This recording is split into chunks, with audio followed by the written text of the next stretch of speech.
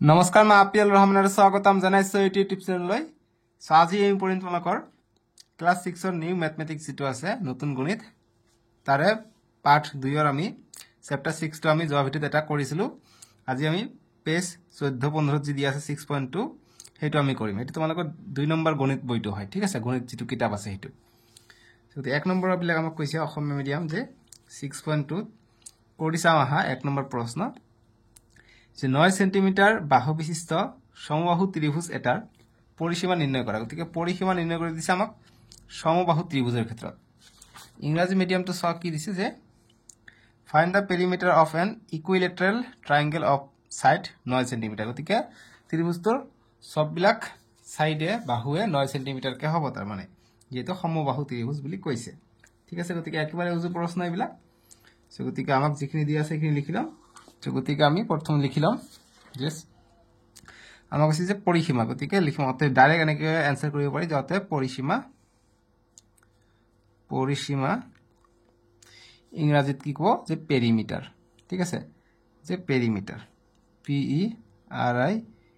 M E T E R perimeter is equal to কি হ'ব। So আমি তিনিটা বাহু কৈছে, গতিকে তিনিটা বাহু পালে হৈ গল। গতিকে তিনিটা বাহু সমান ত্ৰিভুজৰ,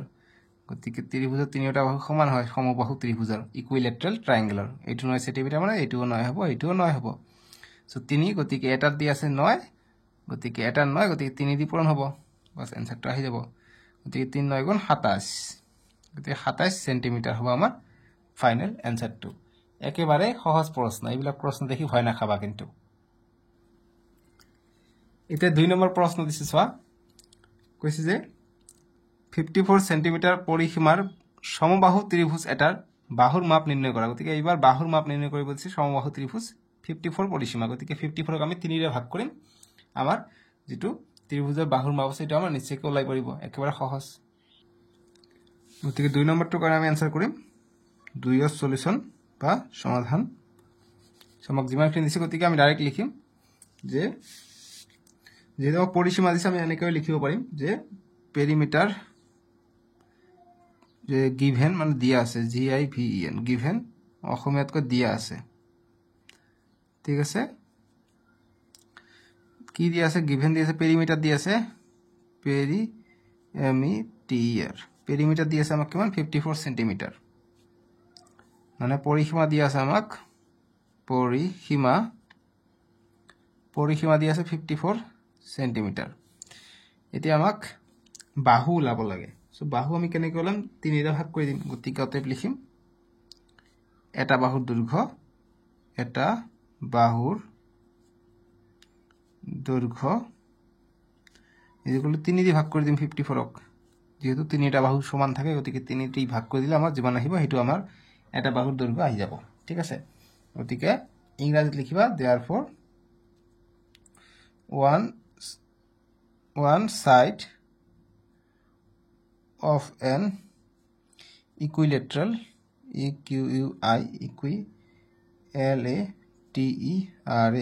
equilateral triangle বা equilateral is equal to সমান সমান এইটো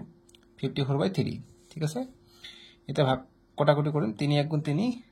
3 1 গুণ 3 5 পৰা 3 গলে 2 থাকে 2 যাব ইয়াত 24 হ'ব 3 8 গুণ 24, ঠিক আছে। তাৰ মানে 18 সেন্টিমিটাৰ পাই গলো। এইটোই আমাৰ ফাইনাল आंसर, একেবাৰে সহজ প্ৰশ্ন। এতিয়া 3 নম্বৰ প্ৰশ্ন দিছে যে তোমাৰ চাৰিওফালে পোৱা সুষম আকৃতিত থকা বিভিন্ন বস্তুৰ পৰিসীমা নিৰ্ণয় কৰা। গতিকে সুষম আকৃতি মানে চাৰিওফালে সমান হলে বৰ্গ আকৃতি হ'ব, বৰ্গ আকৃতিৰ আমাক তেনেকুৱা পৰিসীমা নিৰ্ণয় কৰিব দিছে। সো গতিকে মই ইংৰাজী মিডিয়াম দি দেখাই দিওঁ। কৈছে যে find the perimeters of various items with regular shapes around you. So গতিকে মই রেগুলার শেপ মানে চাৰিওফালে যাতে সমান থাকে হেতু আমাক খুদিছে, ঠিক আছে। সো চাৰিওফালে সমান থকা মই এটা যিকোনো ধৰি লব পাৰো। ধৰি লোৱা তোমালোকৰ যেটো মানে ব্ল্যাকবোৰ্ডটো যেটো আছে তোমালোকৰ যত লিখা হয় হেতু কিন্তু আয়তাকাৰ হয়, গতিকে হেতু নহব। গতিকে চাৰিওফালে সমান থকাটা খুদিছে। গতিকে ঘড়ী নিশ্চয় আছে তোমালোকৰ ক্লাছৰুমত বা অফিস ৰুমত।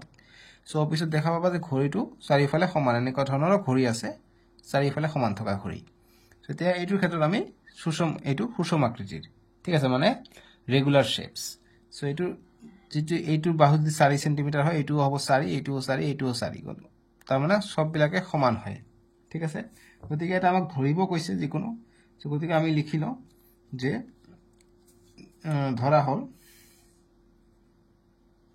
পোৱা গতিকে ইয়াত আমি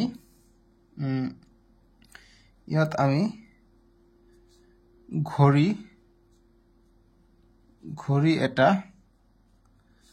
ধৰি লৈছো কাৰণ ঘড়ীৰ আকৃতিটো সুষম ঠিক আছে সুষম ইংৰাজী মিডিয়াম হ'ব here we took a regular clock regular regular shaped clock SHAP shaped clock CLOCK ঠিক আছে এতিয়া আমি ক্লকটো এটো বুলি ধৰি লৈছো ৰেগুলাৰ শেপ আছে চাৰিকোণী আছে গতিকে ইয়াত 12 ইয়াত 3 ইয়াত 6 ইয়াত 9 এনেকুৱা ধৰণৰ ঠিক আছে সো এই ৰেগুলাৰ শেপ আমি এটা ধৰি লৈছো গতিকে আমি কি কৰিম এতিয়া এটা পেৰিমিটাৰ PERIME অতএব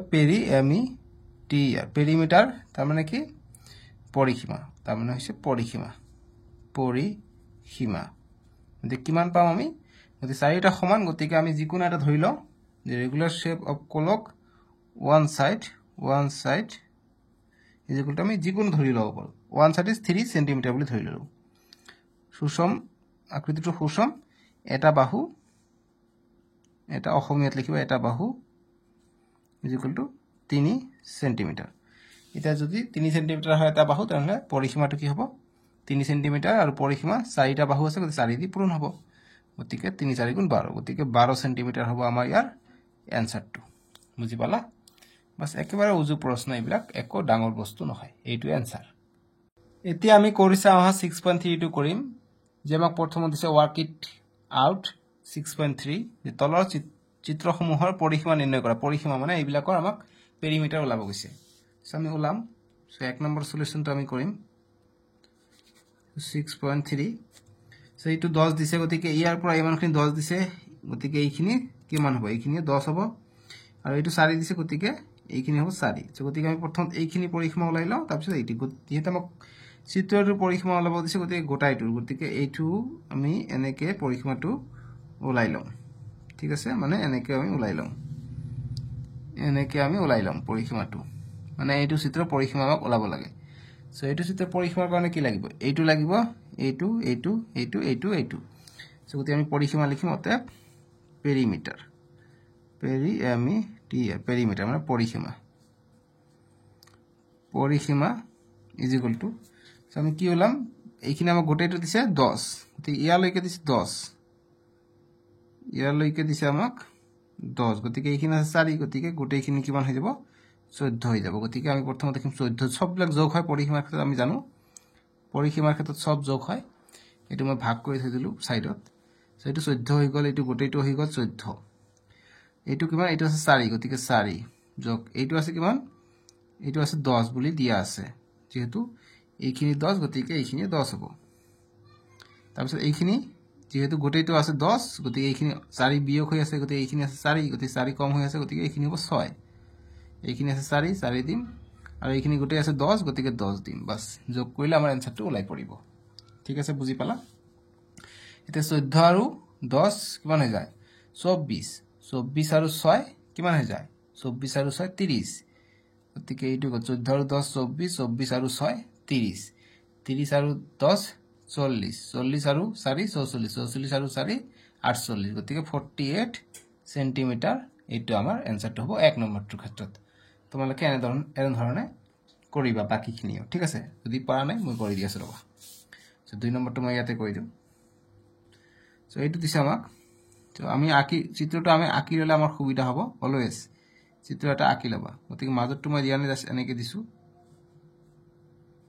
এইখিনি 4 এইখিনি গোটেইটো 10 এইখিনি কৈছে 10 এইখিনি 4 গতিকে যদি এইখিনি হয়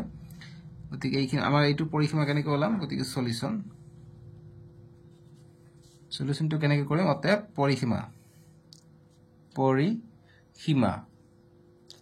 মানে পেৰিমিটাৰ পেৰিমিটাৰ ইকুয়াল টু কিমান হ'ব আমি প্ৰথমত চিত্ৰটো আছে এনেকুৱা গতিকে আমি এইখিনি নহোৱা হৈ যাব এইখিনিৰ পৰা ষ্টাৰ্ট কৰোঁ 10 ৰ পৰা গতিকে 10 যোগ এইখিনি 4 যোগ কৰিম এইখিনি কিমান হৈ যাব তোমালোকে চোৱা এইখিনি মান দিয়া নাই ঠিক আছে গতিকে গোটেইটো হৈছে 10 এইটো 4 হলে নিশ্চয়কৈ এইটো 4 হ'ব 4 বাদ যাব লাগিব গতিকে গোটেইখিনি আছে 10 4 বাদ গ'ল গতিকে 6 থাকিলে গতিকে এইটো 4 এইটো 2 আমি ধৰি লওঁ তেতিয়া আমাৰ সুবিধা হ'ব গতিকে এইটো 2 বুলি ধৰি লওঁ 2 এইটো আছে কিমান গোটেইটো আছে 10 তাৰপিছত এইটো 4 এইটো 10 হৈ যাব যোগ এইখিনি দি আছে আমি 4 বুলি ধৰি লৈছো যোগ এইখিনি 4 আছে 4 বাস এতিয়া যোগ কৰি দিও আমাৰ এনসাৰটো ওলাই পৰিব তে 10 10 20 20 10 30 30 30 4 4 8 2 10 গতিকে 40 40 আৰু 8 এইটো 48 হৈ যাব ঠিক আছে 48 সেন্টিমিটাৰ সো নেক্সট তো কৰিবা নেক্সট তো কিমান হয় নেক্সট তো সাকে 48 হ'ব ঠিক আছে তো নেক্সট তো তোমালোকে ট্রাই কৰিবা নিজে নিজে যদি পাৰা নাই মই এবাৰ হিসাবটো দেখাই দিও এটো কেনেকৈ হ'ব এটো এনেকৈ হ'ব চিত্ৰটো এটো এনেকৈ আছে নহয় জানো গতিকে এইখিনি আছে 4 এইটো 4 হ'ব এইটো আছে 10 এইটো আছে 5 এইটো 4 আছে এইটো 4 গতিকে এইটো 10 গতিকে এইখিনি কিমান এইটো নাজানো গতিকে এইখিনি কিমান হ'ব যেহেতু গোটেইটো আছে কিমান 10 আছে গতিকে এইটো আধাত কাটিছে গতিকে নিশ্চয়কৈ এইটো 5 হ'ব গতিকে 10 যোগ 4 যোগ 5 যোগ 4 যোগ 10 যোগ 4 যোগ 5 যোগ 4 কৰিবা যেটো आंसर আহিব হেটো হৈ যাব ইয়াৰ সলিউশন বুজি পালা